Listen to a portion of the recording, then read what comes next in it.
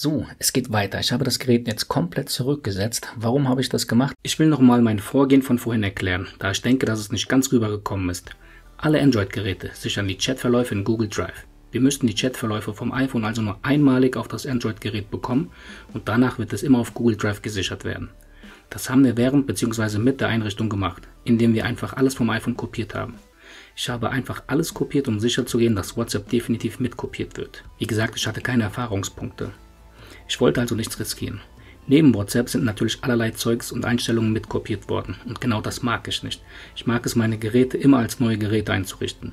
Deswegen habe ich das Pixel 6 nach dem Video, also vorhin, nochmal zurückgesetzt und komplett als neues Gerät eingerichtet. Dabei ist der Chatverlauf nicht verloren gegangen, denn wir hatten nach der Einrichtung WhatsApp gestartet, uns angemeldet und die Chatverläufe mit Google Drive gesichert. Damit war die Sache gegessen, denn sie sind für immer auf Android-Geräten abrufbar. Zusammengefasst kann man sagen, ich habe das Pixel 6 zweimal eingerichtet. Beim ersten Mal mit kopierten Daten vom iPhone, um die Chats in Google Drive zu sichern, und einmal als neues Gerät eingerichtet, um die Chats von Google Drive zu holen und auf meinem neuen Gerät ohne Altlasten zu verwenden. Ich hoffe, jetzt ist mein Vorgehen ein bisschen klarer. Das ist ein schön sauberer Clean Install und ich habe sogar mein Fingerprint eingerichtet. Den testen wir jetzt. Ja, war in Ordnung. Ihr seht es, das Gerät lädt noch irgendwas im Hintergrund. Ja, Einrichtung abschließen. 11 von 13 Apps wurden installiert. Okay, 2 fehlen noch. Alles gut, wir haben jetzt gesagt, dass wir in die Einstellungen gehen wollen, um zu gucken. Ihr seht es, wirklich ein Clean Install, keine Bloatware bis auf, was ist das?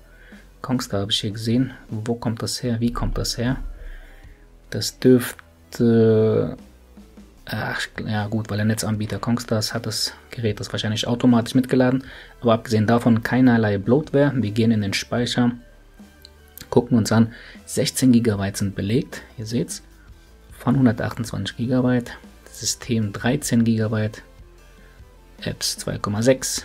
Der Rest ist vernachlässigbar klein. Okay, das so viel zum Speicher.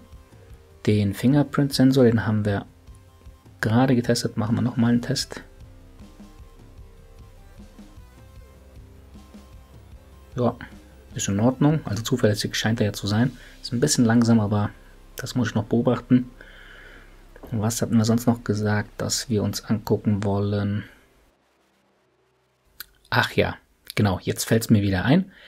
Ganz, ganz wichtig, also die ganzen Tester hatten jetzt Geräte gehabt, wo noch keine finale Software drauf gelaufen ist und Google hat am 28.10., also dem Marktstart dieser Geräte, also dem 6 und 6 Pro, ein Day One Update nachgeliefert. Das bedeutet, es dürfte jetzt ein Update geben für dieses Handy. Das ist ganz wichtig. Da müssen wir mal gucken. Genau, da gehen wir jetzt mal in die Systemeinstellung unter System. Auf System Update, ihr seht es, Update verfügbar, das wird mir schon angeboten, ganz wichtig. Na, Sicherheitsupdate verfügbar, in 4 Tagen wird dein Gerät automatisch neu gestartet, um das Update abzuschließen. Das könnte ich jetzt aber auch selbst anstoßen hier, da brauche ich jetzt nicht warten, einfach auf jetzt neu starten. Die Update-Größe 73,54 oder 45 Megabyte und das ist ein wichtiges Update, das behebt einige Probleme und das kann ich jedem nur empfehlen. Nicht, dass Sie jetzt das Gerät auspacken, ohne dieses Update benutzen, das erste Mal und sich denken, ach, das hat noch so viele Macken und so viele Fehler. Ganz, ganz wichtig, installiert dieses Day One Update und danach könnt ihr euch eure Meinung bilden. Das soll es jetzt zu diesem Video gewesen sein. Im nächsten Video wird es meinen Ersteindruck geben. Wie verhält sich das mit den Displayrändern? Komme ich damit klar? Wie verhält sich das mit den wackelnden Knöpfen? Wie verhält es sich mit dem Display? Also, ihr seht das, wenn ich es leicht kippe, habe ich hier einen Regenbogenschimmer. Ihr seht's. Also das verbaute Displaypanel ist nicht das Premium Nonplusultra. Da hat Samsung natürlich ein bisschen Kosten eingespart. Allerdings müssen wir uns immer vor Augen bringen, der Preis von 649 €, der ist schon stark, ne? Und irgendwo muss halt Google was einsparen, um so einen Preis zu ermöglichen. Von daher, wie gesagt, mein Ersteindruck, das Video folgt dann in Kürze, aber bisher bin ich da schon angetan, also lasst euch da jetzt nicht abschrecken.